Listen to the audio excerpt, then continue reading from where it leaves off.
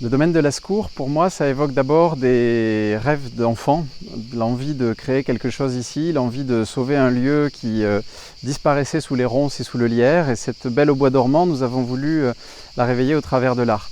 Quand j'étais plus jeune, c'était la Fondation MAG qui était un lieu qui me faisait rêver, c'était le musée Pierre-André Benoît.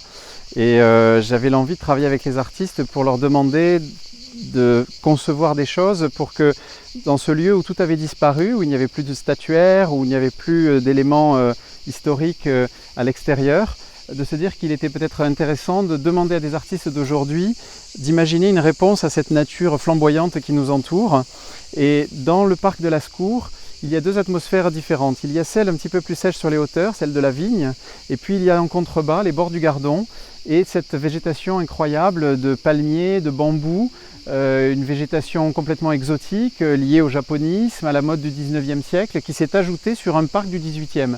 C'est ce qui fait qu'on a la chance d'avoir à la fois de grands arbres et à la fois ces forêts presque tropicales dans lesquelles le tout premier projet vraiment pensé in situ l'a été par un artiste que j'ai la chance d'accompagner depuis plus de 20 ans, qui est Nils Udo, le pionnier de l'art dans et avec la nature, un artiste dont le nom est aujourd'hui associé au mot Lindart. Alors ici, on entre dans la forêt de palmiers et l'une des bambouseraies. Ce sont des Viridis mytis, c'est une variété de bambous géants verts. Et alors, pour l'anecdote, ce qui est très amusant, c'est que j'aimais cet endroit où il y avait une sorte de clairière naturelle qu'on ne s'explique pas, parce que la végétation était très dense, sauf à cet endroit. Et quand Nils Udo est venu pour vraiment concevoir ce projet, il a d'abord voulu s'imprégner du lieu. Je ne l'ai pas influencé. Il a passé une journée complète à arpenter 60 hectares au bord du Gardon, dans la partie plus sèche, la partie plus humide. Et en fait, à la fin de la journée, il m'a dit « J'ai trouvé un endroit qui me semble idéal, mais dont le chemin est un petit peu étroit. » Et c'était incroyable parce qu'il avait pensé à l'endroit où je rêvais qu'il travaille. Donc c'était vraiment une espèce de communion d'idées qui était déjà le premier élément, je dois dire, assez touchant, je pourrais presque dire un peu émouvant, parce que c'est avec lui qu'on a vraiment conçu la première place in situ. Et je vous amène la découvrir. Alors voilà, au détour d'un chemin, et Nils tient beaucoup à cette idée de parcours en fait, on a une découverte, on a une surprise forcément, parce qu'on est face à des œufs de géants, on est face à cette ponte incroyable, ce sont des grands œufs de marbre blanc de Carrare qui commencent à prendre tout doucement la patine du temps, qui sont dans une sorte de cage de bambou, mais une cage très ouverte finalement, dans un cercle étonnant où on se demande comment ils sont même arrivés là.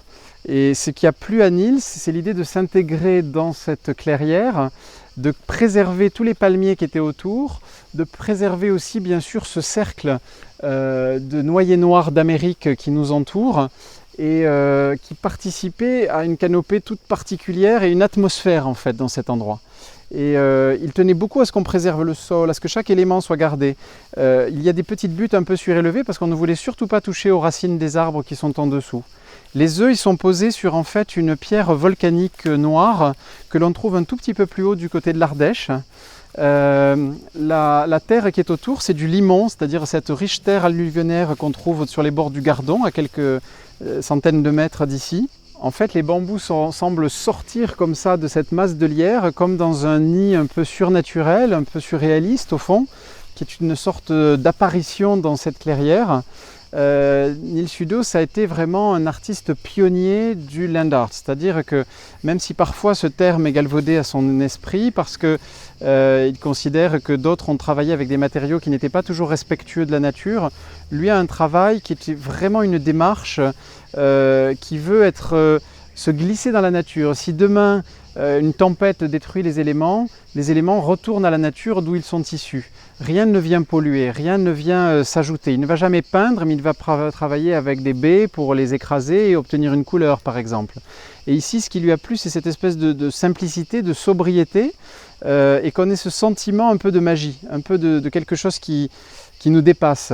Ce qui est formidable aussi, c'est que c'est une œuvre qui parle à toutes les générations. On peut l'apprécier pour un enfant comme pour un grand spécialiste de l'art dans et avec la nature. C'est un travail d'un précurseur, puisque Nils Udo a commencé dès la fin des années 60 à quitter la peinture pour aller vers la sculpture en situation, dans la forêt, dans l'eau, dans le bois.